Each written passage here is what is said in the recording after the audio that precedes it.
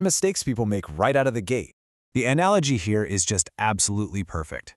Skipping the boring foundational work so you can invest in crypto or pick individual stocks is a terrible strategy. Think about building a house, right? You wouldn't start by picking out fancy light fixtures and granite countertops if your concrete foundation was cracked and the roof was caving in.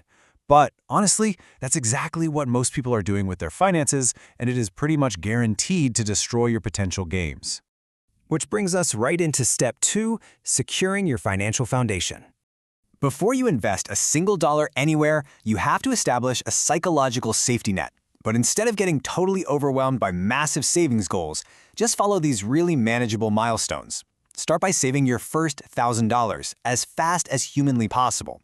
That covers most minor emergencies and, more importantly, it stops you from making terrible, panic-driven financial decisions when life inevitably throws you a curveball. Once you hit that, then you can work your way up to a few months of expenses based on how stable your job is.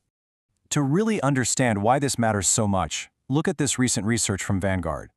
They found that having just a $2,000 buffer creates a massive 21% boost in your overall financial well-being.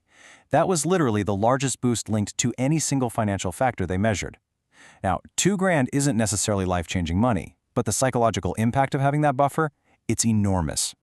Okay, so once that basic emergency fund is set, you have got to eliminate the financial cancer that is high-interest debt. We're talking anything charging you more than about 8% annually. Using this mathematically superior avalanche method is the key. Think about it this way. Paying off a 22% credit card provides a guaranteed 22% return on your money. Guys, that is actually better than Warren Buffett's long-term average.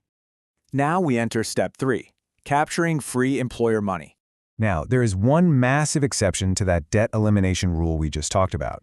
If your employer offers a match to your retirement plan, capturing it yields an immediate, guaranteed 100% return.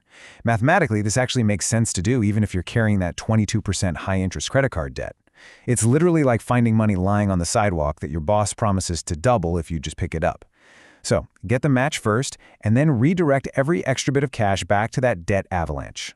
Once that expensive debt is officially cleared, we move to step 4, the tax optimization zone.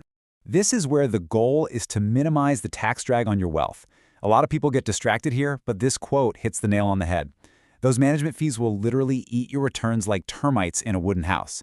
This is exactly why you should max out your individual retirement account, or IRA, before shoveling extra money into your 401k.